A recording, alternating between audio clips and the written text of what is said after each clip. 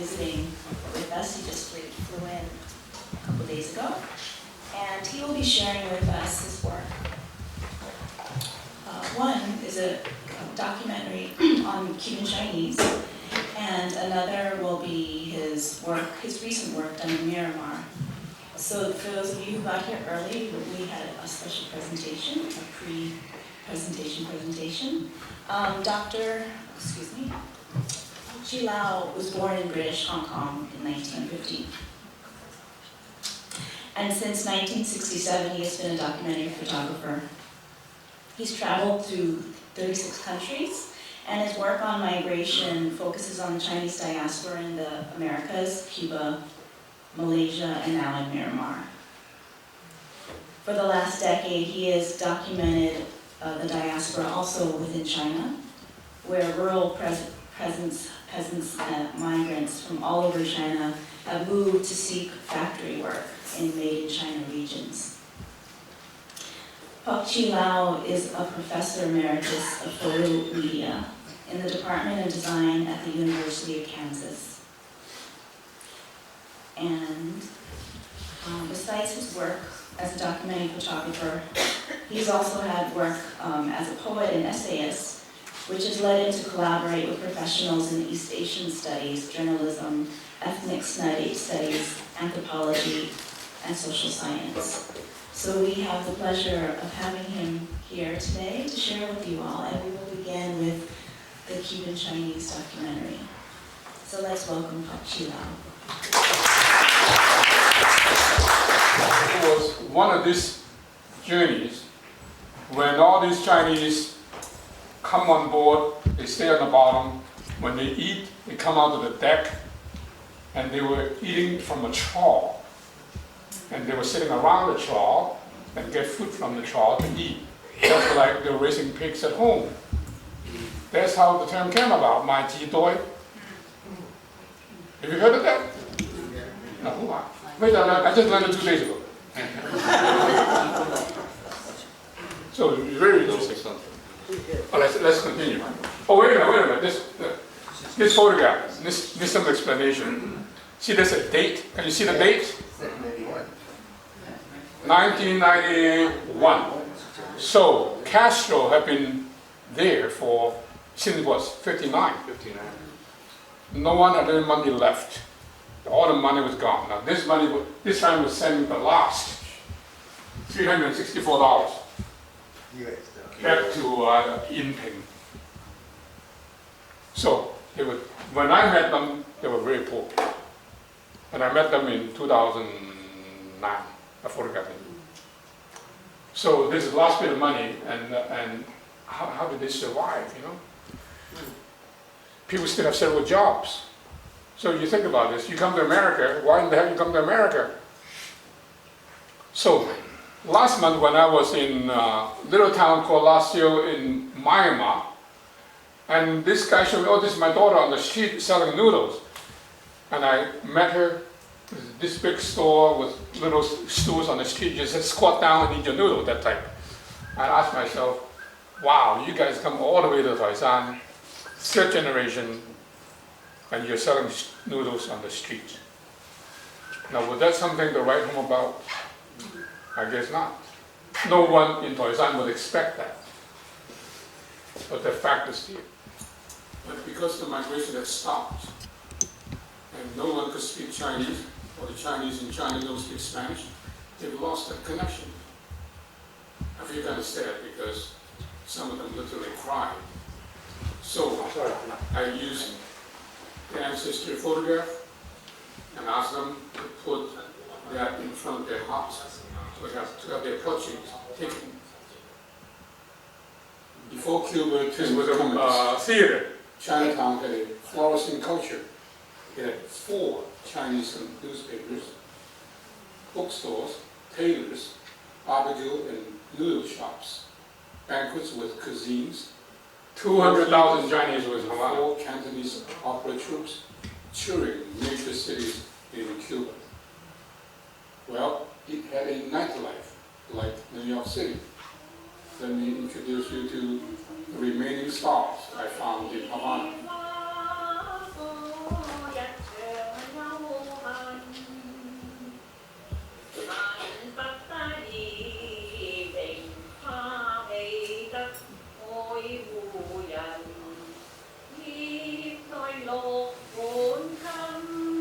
Someone knows how to sing.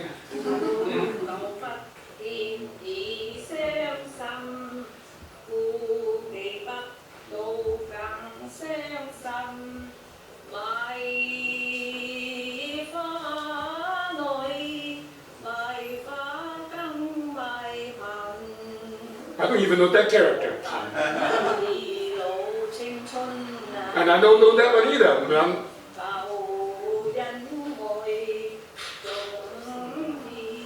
So I saw this white woman showing me characters that I don't know she's singing.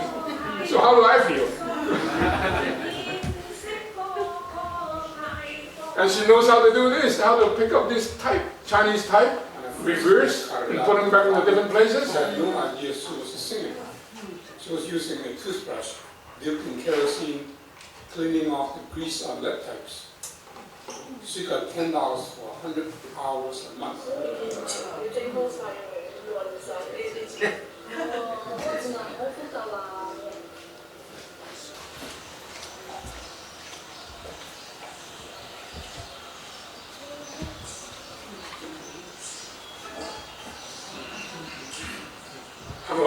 Mà hao gân cười ở đâu?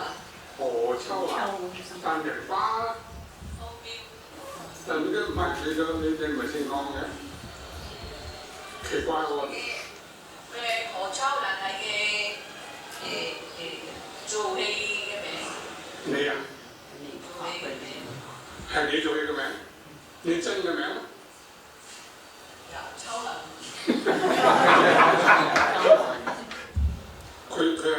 我自細一出世呢幾年嚟爸爸過後。哦，所以嗰個呢個方標咧，就攞嚟做契女。She hadn't spoken 普通話河南話 for 25 years. So it's kind of think about it, how can I mix dialects. He learned Kung Fu action roles in the same class as Quan Taping, the late renowned performer. But his family was not fond of the opera and disapproved of his involvements. He left for Cuba at age 19, bringing opera materials by boat halfway across the globe in 1924. He put his spirit into the cultivation of Coridad by only speaking Taiwan dialect with her. He taught her how to sing in Cantonese at the age of 4. By 9, Coridad was performing on stage. She loved it. The opera troupe toured in other Cuban cities, and she made money to have costumes made.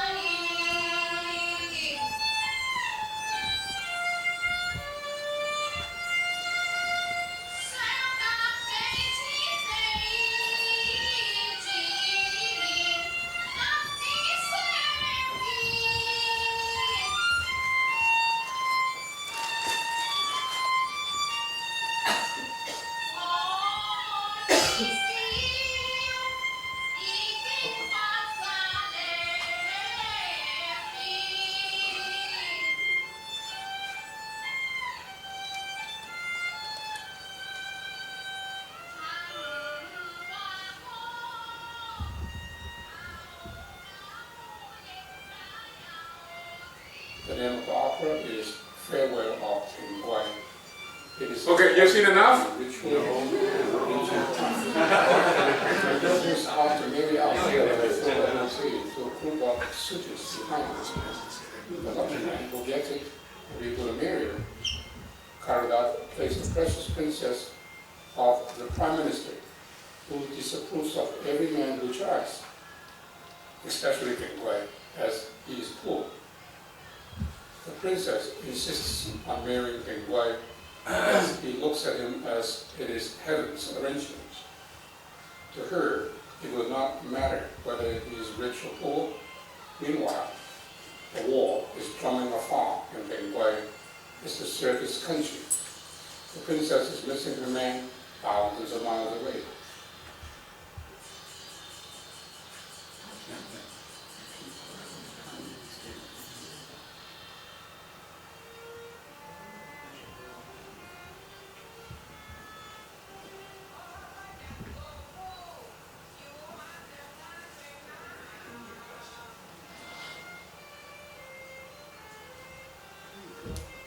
Loves the opera. Here, she plays Ping Wei, the winning suitor, and later, the prime minister who denounces her daughter in two different acts. Coridad romanizes the Cantonese lyrics into Spanish in writing. Georgina and her granddaughter try to memorize, but end up reading the strange sounding lines.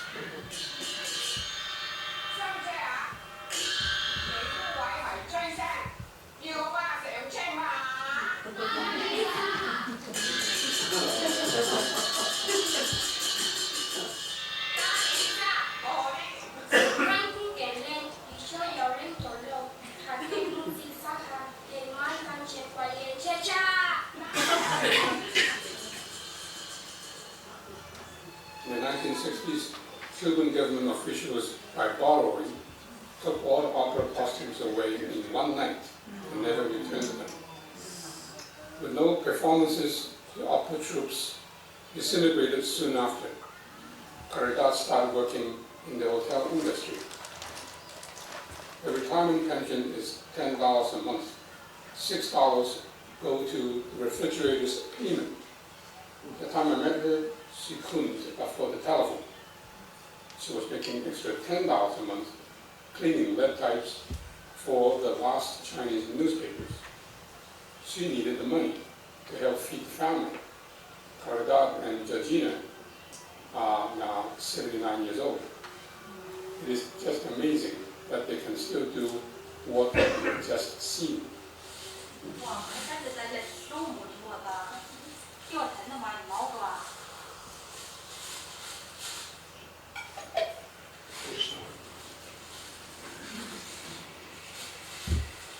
The reason I made this video is asking you to help invite Coridad and Georgina to come to Hong Kong and China.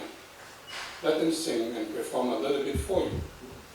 I want to bring them to Toisan villages of their ancestors, to Guangzhou, where Cantonese opera was born. Let them feel that China thinks about them. Though they have never been in China, yet throughout their lives, they carry such kindred spirits for the Cantonese culture. I hope you will provide the support they need to come. I went to Cuba twice to do documentary work on the Cuban Chinese.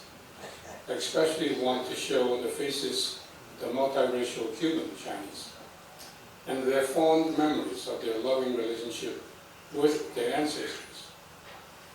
On the theme of Chinese migration are two books. One is called The Dreams of the Golden Mountain, and the other one, Flow China.